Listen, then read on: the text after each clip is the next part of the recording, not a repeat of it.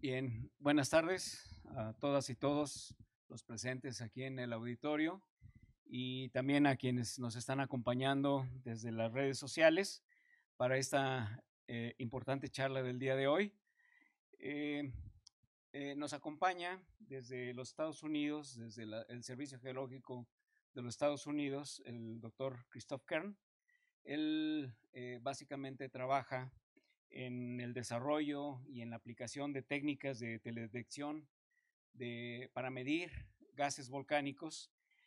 Como ustedes saben, las técnicas remotas son muy importantes, sobre todo cuando un volcán entra en erupción. Es difícil acercarse a tomar muestras directas y por eso tan importante es el tener el acceso a técnicas remotas. El doctor Kern trabaja, decía yo, en el Servicio Geológico de los Estados Unidos, en particular en un programa conocido como VDAP, que es el Volcano Disaster Assistance Program. Tiene una actividad bastante importante a nivel mundial este programa de los Estados Unidos. Pero aparte de ayudar en particular en el Servicio Geológico de los Estados Unidos, trabaja en el monitoreo de volcanes de los Estados Unidos en Alaska, en Hawái, en las cascadas. Con Christoph tenemos una relación bastante larga, desde hace muchos años lo conocemos, ha estado aquí en este auditorio ya con anterioridad, desde que era estudiante en la Universidad de Heidelberg. Hoy en día, bueno, en esos años, en 2005, 2006, que es cuando se estableció el programa NOVAC, el consorcio NOVAC, en ese tiempo era solamente un proyecto, hoy en día es un consorcio. NOVAC quiere decir Network for the Observation, sistemas automatizados de NOVAC. NOVAC comenzó su base en la Universidad de Chalmers, conjuntamente con la Universidad de Heidelberg. Y el doctor Kern es parte del comité directivo de NOVAC. Él, como dije, él estudió en la Universidad de Heidelberg, de donde obtuvo en 2009 su grado de doctor en física. En 2010 comenzó a trabajar como físico investigador en el USGS. En 2014 comenzó a trabajar en el programa de USGS USAID, que básicamente en el programa VDAP que acabo de mencionar. Y bueno, desde 2015 es miembro de este comité directivo de la red NOVAC.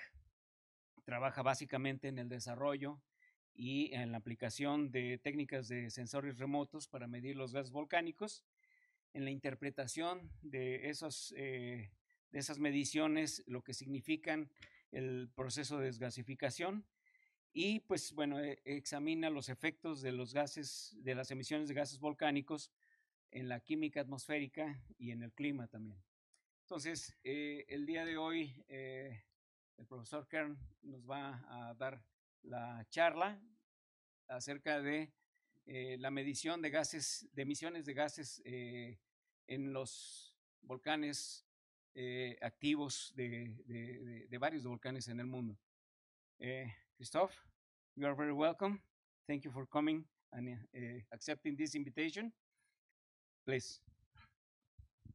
Thank you, Hugo. Yeah, and thank you to all of you for hosting me today. I'm very sorry that I cannot do this talk in Spanish. My Spanish is not good enough. Your choices are English or German. German? I think let's do English. Yeah. So thank you for the introduction, Hugo. As you already mentioned, I work for the USAID Volcano Disaster Assistance Program, and this is a program funded by the U.S. State Department to share capacity and expertise with countries worldwide in volcano monitoring and data interpretation, and in the idea being that through collaborations, we can prevent volcanic crises from becoming disasters, right? We can't prevent the eruptions themselves, but we can do the best we can to forecast events and move people as needed. So through that work, I've been in a very lucky situation where I've been able to visit volcanoes all over the world and work with agencies such as Senapred, kind of counterparts all over the world. And I'm going to, in this talk, show you some examples of how volcanic gas measurements can be used to learn about volcanoes and potentially even forecast volcanic events. I'm going to be talking mostly about remote sensing because that's my area of main expertise. And when we think of remote sensing, I mean, the definition is that we're trying to learn about something without accessing the location where it's located, right? So in this case, we're remote sensing of volcanic gases without being in the location where those gases are. And typically, we think about remote sensing as being satellite remote sensing, so we can measure gases from space, for example. And I know that there are experts that do that here at UNAM. I'm going to be talking a little bit about satellites, but also about remote sensing from the ground and from aircraft, so kind of remote sensing in a wider sense. A brief overview of my talk. I'll talk a little bit about the history of volcanic gas measurements. There's actually quite a few ties in to measurements here in Mexico. The information content, what do volcanic gases tell us about volcanism? Remote sensing, how do these techniques work? And then I'll give a few example applications, and I'll take you to a few different places like Indonesia, Peru, Hawaii, and also look at some global studies if we get around to all this in the time that we have, and then finally just summarize what we talked about. So, some of the earliest efforts at measuring volcanic gases happened at Kilauea volcano. E.S. Shepard and colleagues from the Carnegie Institution in Washington, D.C. visited Hawaii with the mission of trying to understand what is the composition of volcanic gases. At the time, there was some speculation that there was probably sulfur. This was seen by yellow deposits around fumaroles. And also the smell of some volcanic gases indicated there was likely sulfur in them, but it was really not clear what the composition of these gases was. And so they were actually quite surprised when they set up their sampling apparatus over here at a hornito in the floor of Halemaumau crater. You can't really see it that well, but they had I believe like an iron pipe that led into this hornito. And then they pulled gases through this pipe into flasks that they had located over here. And they were quite surprised when those flasks started filling with a clear liquid that they later in the lab determined was just water. So approximately 90 or 95% of volcanic gas is actually just water vapor. And that was not known at the time. Now, they also found other species, namely carbon dioxide and sulfur dioxide, as being the top 3 major components of high temperature volcanic gases. But there are actually other species in these gases, and many of these weren't actually found until much later. In the 1970s, Werner Giggenbach, a geochemist from New Zealand, developed a method for sampling volcanic gases by which the gases would be pulled through into an evacuated flask that was partially filled with sodium hydroxide. And this was a kind of a revolution in that it allowed much higher concentrations of these gases to be collected in these sampling flasks. And that's because if you look at the gases in the species in volcanic gas, you'll find that most of them are acidic. And so they actually dissolve in the sodium hydroxide solution. And you can sample higher concentrations, which lead to more accurate determination of the speciation in the laboratory. And so today, through measurements like this, we know that the major components are water vapor, carbon dioxide, sulfur dioxide, and hydrogen sulfide, and then trace amounts of these other gases, namely like hydrogen chloride and hydrogen fluoride, helium and hydrogen, and then some reduced carbon species make up the main components. So why does this matter? Why are volcanologists interested in this speciation? Well, for one, there's of course just the general scientific interest, but beyond that, we actually use the composition of volcanic gases to gain information about the depth from which these gases are coming. And that's possible because each of these different species has a different solubility in magma. If you look at the plot on the left here, you will find this is a degassing, measurements and a degassing model for Mount Cleveland that was published by Cindy Werner and others. And so if you look at the three colors, you have sulfur in red, carbon dioxide in green, and water vapor in blue. And these lines are model curves of the concentration of these species in quickest. And that's because carbon dioxide is the least soluble species. It partitions into a separate fluid phase. And in open system volcanoes, this fluid phase can actually degas at the top of the volcano. So if magma is rising from deep within a system, you might first expect to see carbon dioxide emissions at the summit. As magma rises further, sulfur dioxide begins to exhaust. And in the case of Cleveland, water vapor doesn't come out until it becomes quite close to the surface. So by measuring the relative composition of these species at the top of the volcano, we can gain some information about the depth from which they originate.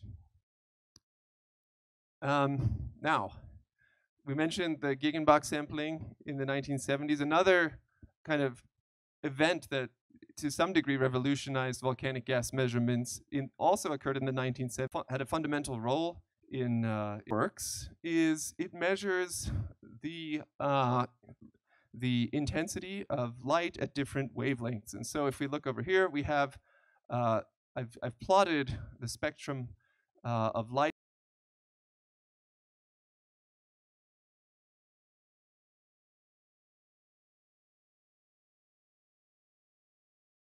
kilometers with 1 kilometer buffer from the summit. And we had 3 instruments installed. These red triangles indicate their location in the predominant wind direction.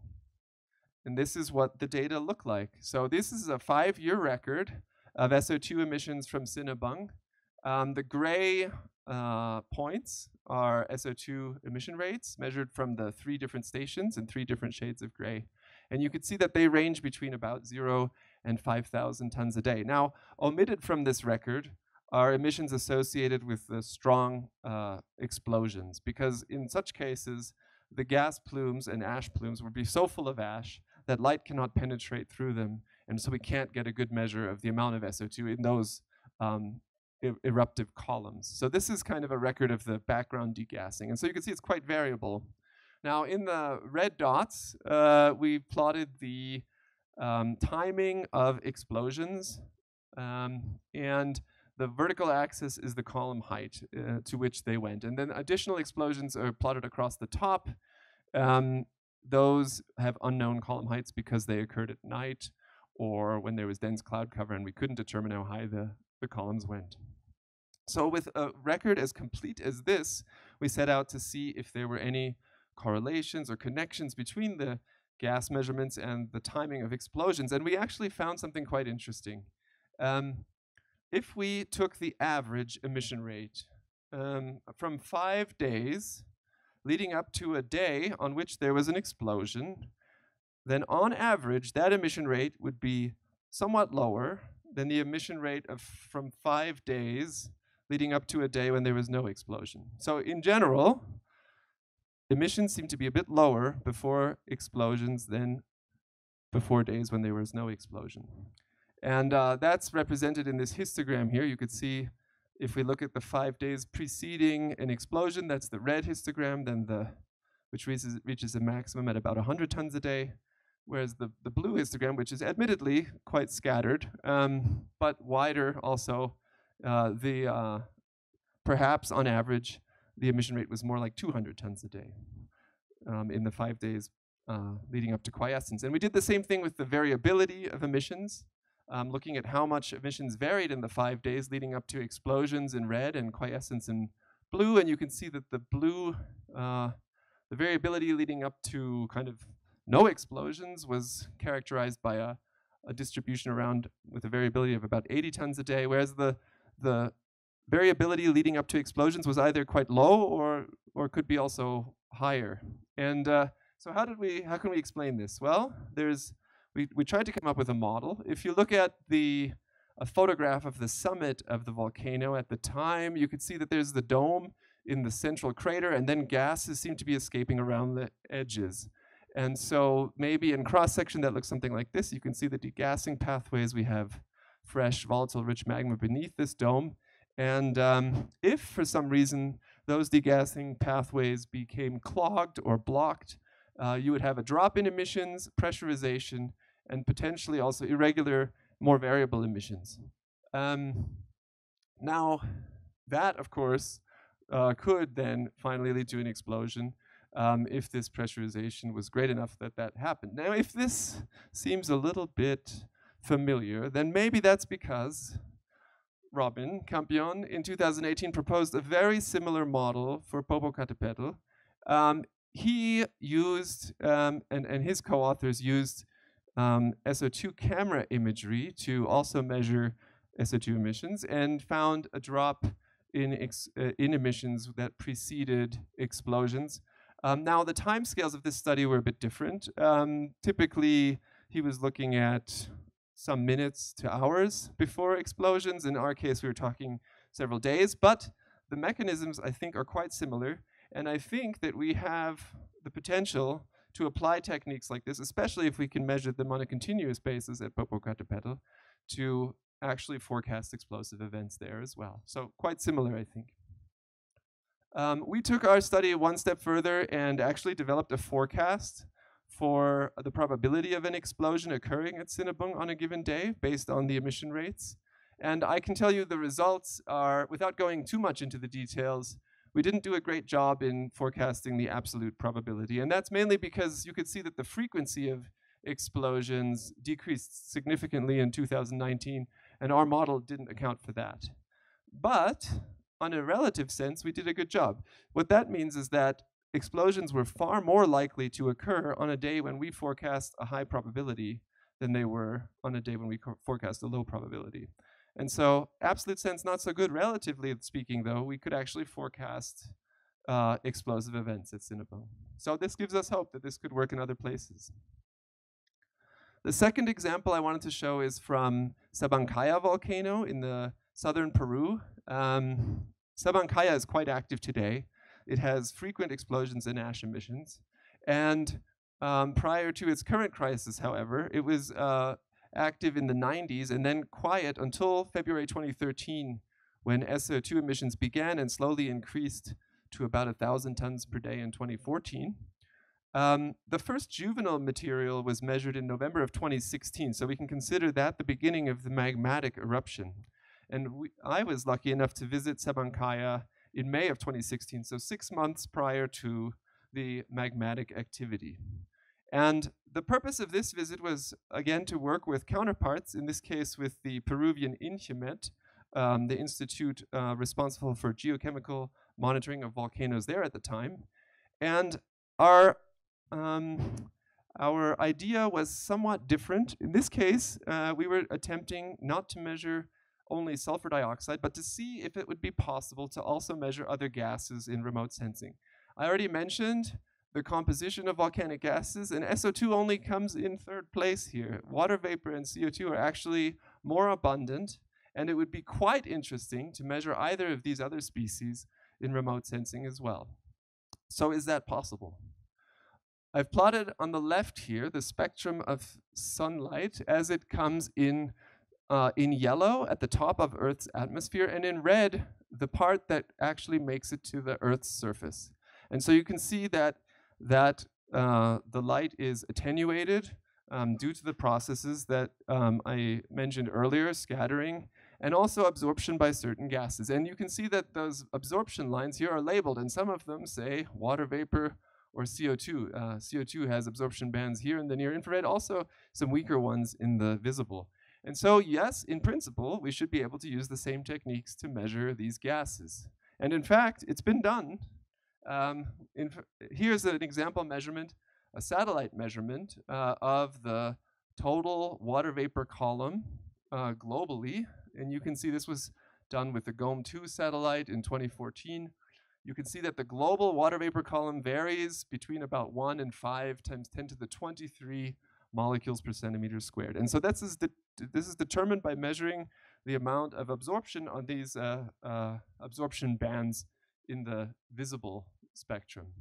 But the problem that we have with remote sensing volcanic water vapor and CO2 isn't that it's not possible to detect it, but the fact that the volcano only adds a very, very tiny amount to the total column in the atmosphere. Because these gases are present in the atmosphere, we have to try to detect this very small enhancement to the total column. And if you do the math, then even in cases where we have quite strong plumes, the enhancement of the total column is only about 1% at best. And for CO2, it's probably even less than that. So we're trying to measure a very small signal, a very small increase on top of a large signal.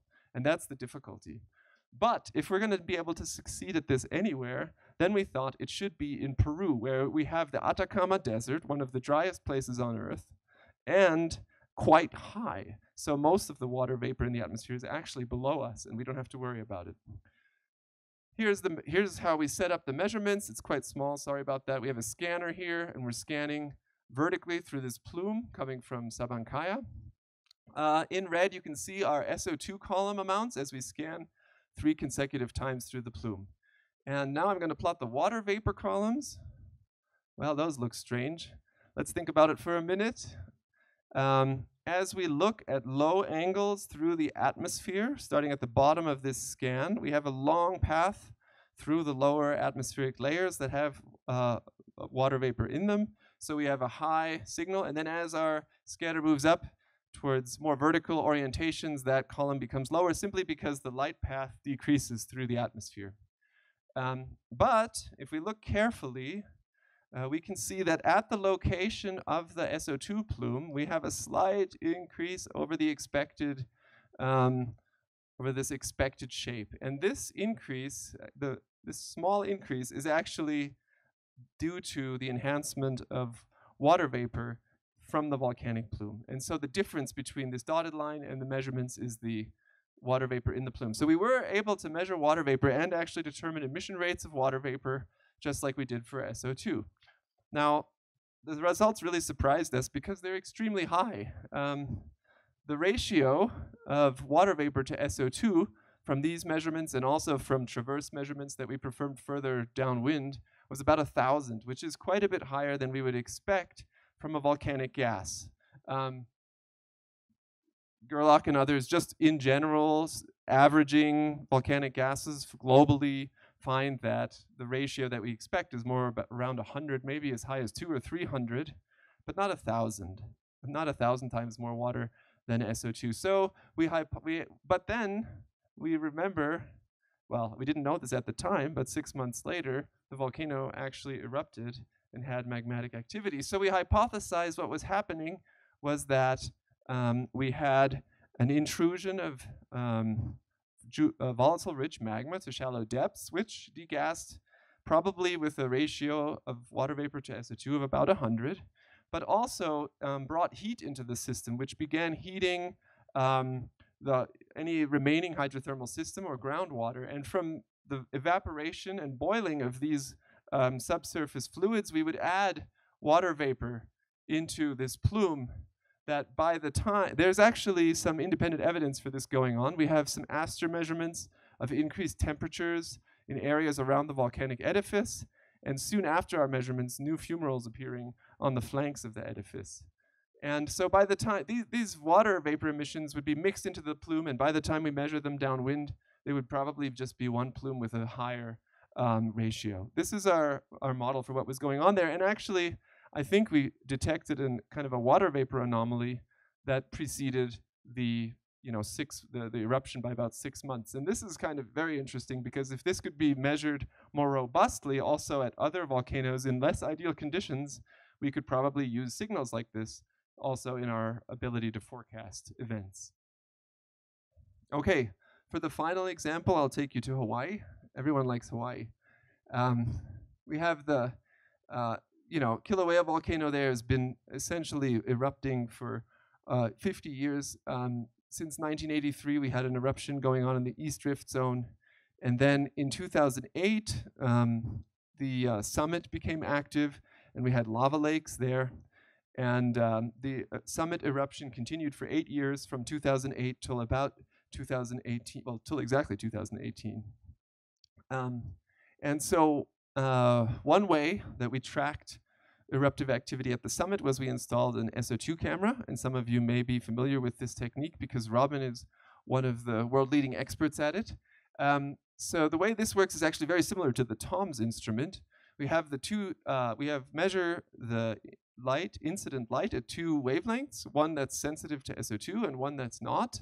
You can see here the inside of our instrument has 2 cameras, and each of these cameras has a bandpass filter in front of it, so it's sensitive to only a narrow wavelength window. And from the ratio of these images, we get an image that looks something like this that we can calibrate to actually where the color scale now tells us the SO2 column along the line of sight of the instrument.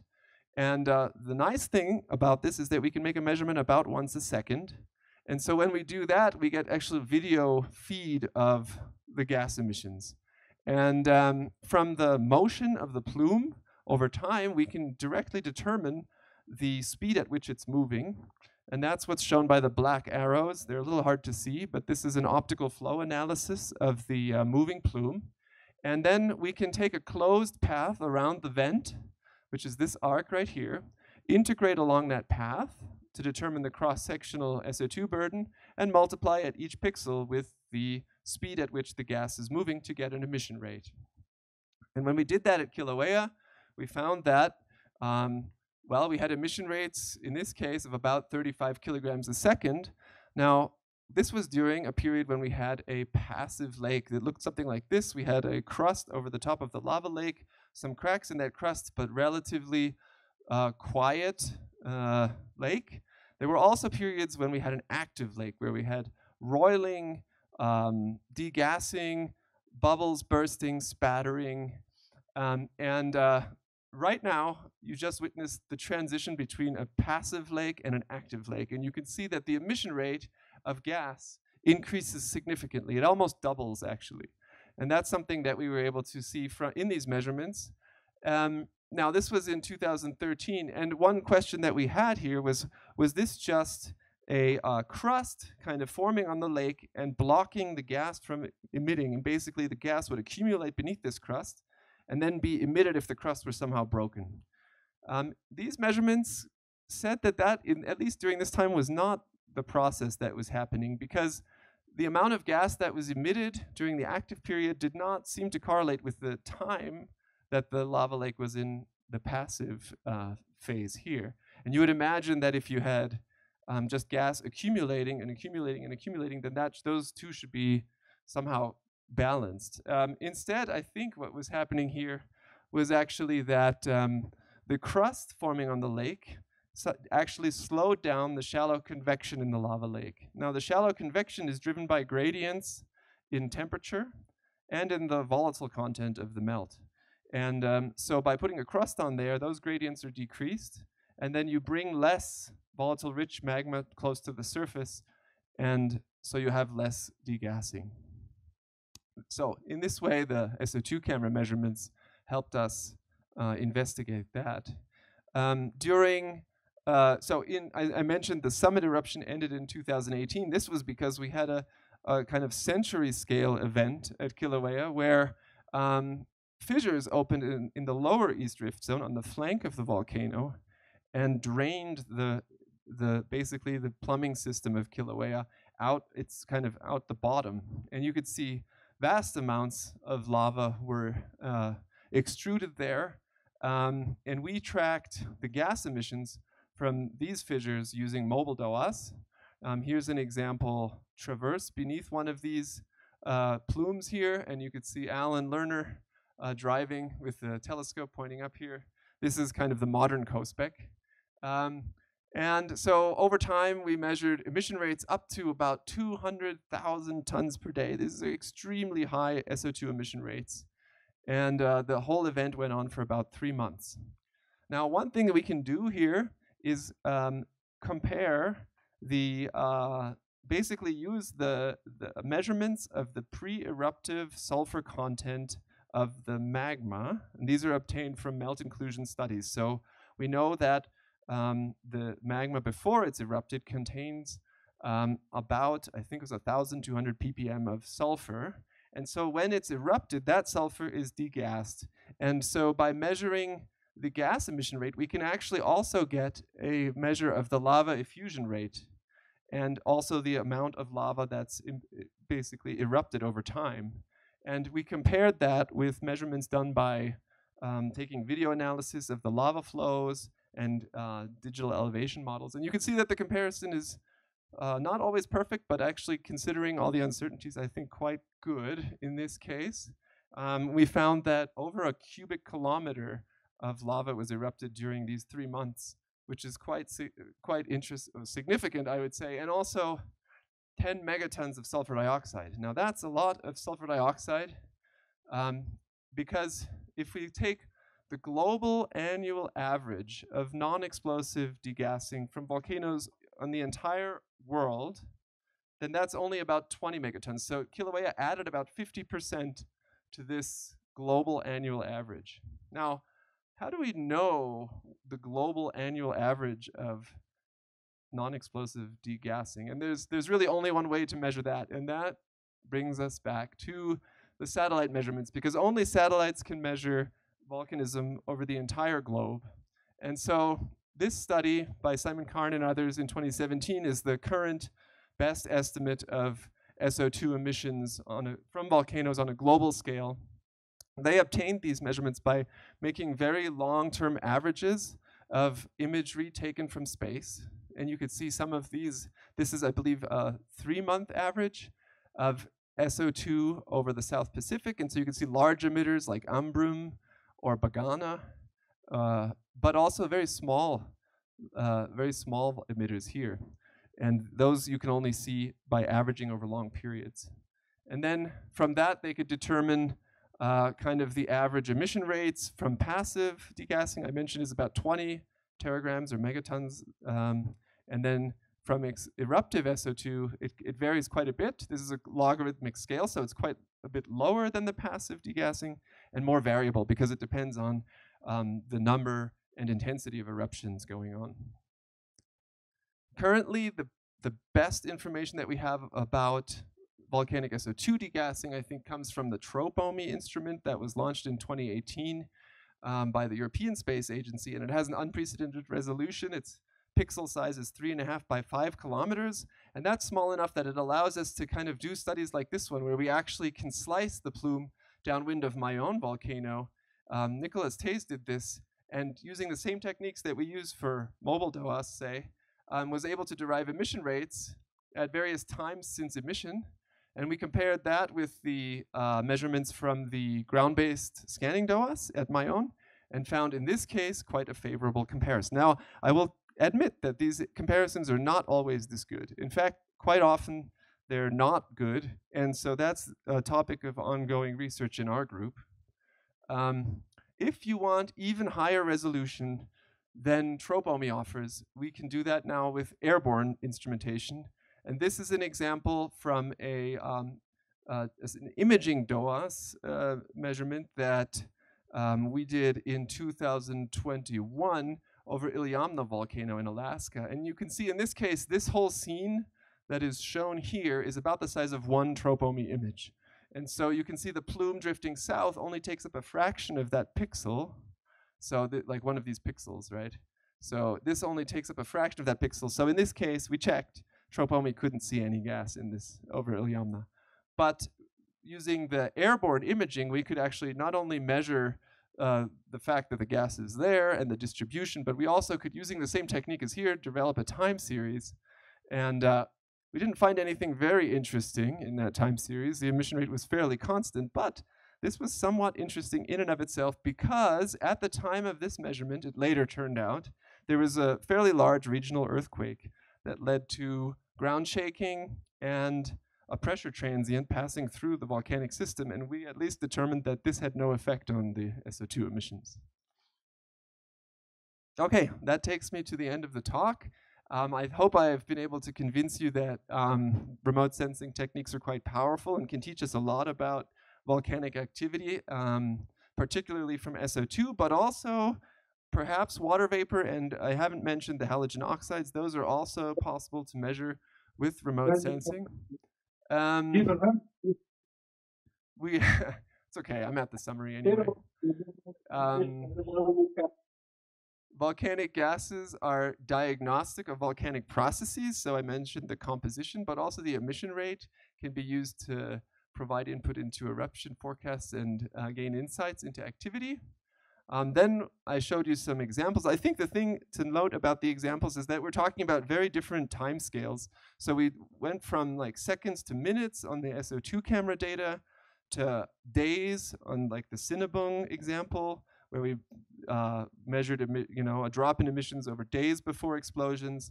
And then of course, for like the example of Popocatépetl, we had an increase in SO2 emissions leading up to the eruption in 1994, or like the decade-long study by the satellite. So we have very different timescales, but we can learn a lot, depending on what our questions are with these methods. And then my final point, looking into the future, I think we stand to learn a great deal from the expansion of these continuous monitoring techniques for volcanic gas to more volcanoes around the world. Seismic and geodetic techniques have been deployed to volcanoes for decades, and only now are we really coming up to speed with the geochemical monitoring. And I think by placing more scanning DOAS, by placing more SO2 cameras and multi-gas instruments, we're going to be able to capture more volcanic sequences from quiescence to unrest to eruption and characterize the geochemical signatures associated with those sequences. Okay, that's looking into the future. So that's what I have. Thank you very much for your attention. And I'll take some questions. Thanks a lot. Very interesting talk. A lot of numbers, very high numbers. ¿Preguntas?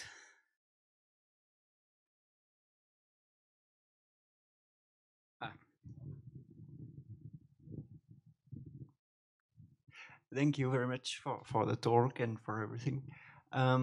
The airborne imaging DOAS, is it flying above the plume looking downwards, or is it flying below the plume looking upwards? Yeah, that's a good question. So you can do either, actually. We're able to rotate the optical inlet either direction. We've done both. Now, normally, looking upwards will be a better measurement if you can actually fly beneath the volcanic plumes, because the blue sky offers you a reasonably bright light source. When you're looking down, the planetary albedo in the UV is quite low. It's only like 5% or so. So it's generally quite dark at the wavelengths that we're looking. There is one exception that works to our benefit in Alaska, where the volcanoes are covered in snow, and then the albedo is up to 80 or 90%. And so for the measurements that we do in the Cook Inlet and the Alaskan volcanoes, we can actually also fly looking down, which in some cases could be safer if there's ash in these plumes that could be falling out. I'm imagining a larger eruption. Okay, thank you. Yeah. And I think it would be also a good solution when you have the clouds beneath the plume and in any other volcano not covered with snow, I think. Yes, yes. So clouds are very reflective in the UV, so they will basically mask anything that's behind a cloud. But of course, if you have a volcanic gas plume that's in front of a cloud, you will have a high UV signal. That's correct, yeah.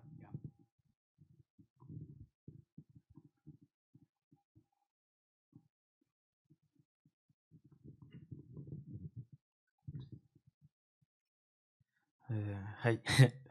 You said volcanoes doesn't really add too much water vapor, and I think I didn't get it clear, but you think it's worth it to measure water vapor in this instrument? Yeah, so for both CO2 and water vapor, if we look at the global fluxes of these gases from volcanoes, they're quite low. So volcanoes add less than 1% of the CO2 to the atmosphere, as we humans do every day. With water vapor, it's even less than, it's not humans, but there it's mostly evaporation from the oceans. What I was mentioning earlier is that basically the atmosphere already contains a lot of water vapor and already contains a lot of CO2. And when we're using passive techniques, which means we're using sunlight to measure these gases, then we're always looking at the entire atmosphere, not just the volcanic plume. And so you can imagine an entire atmosphere full of water vapor, and now you're going to add a tiny little section, the volcanic plume, that has more water vapor than it used to. But if you're measuring the entire column, then the increase in that entire column is very small. And so it's not actually a question of whether we can measure water vapor. We definitely can measure water vapor, but can we measure this tiny increase in the total column? That's the question for these gases. It's challenging. ¿Más preguntas de auditorio? Bueno, we have some questions online. Okay. They said from Marco Antonio Rubio Ramos, in the case of some active volcano centers, the ammonium compounds are also significant. Are there some dedicated device to measure such spectral features, including methane, for example? Methane, yeah. So methane measurements are possible. The methane absorption occurs in the infrared, so it requires infrared remote sensing. Usually these are a bit more challenging than the UV spectral region, and they require higher quantities of the gas to be able to detect them. But methane measurements at volcanoes have been done with remote sensing in the infrared. Okay, another question. Sorry. Yeah, I think we have another question online. Oh, okay. Also from Marco Antonio Rubio Ramos. I think we already answered this question, but maybe we can discuss it a little bit more. During an eruption, the column may carry fine ash, for example. Does this particulate matter affect measurements? Yeah, that's a very good question. It definitely affects the measurements, but it kind of affects it to a certain degree. So maybe not in the way that you would expect. So if a plume contains some amount of fine ash, like a low amount of fine ash, and it still allows light to pass through that plume, then some light will obviously be absorbed by that ash.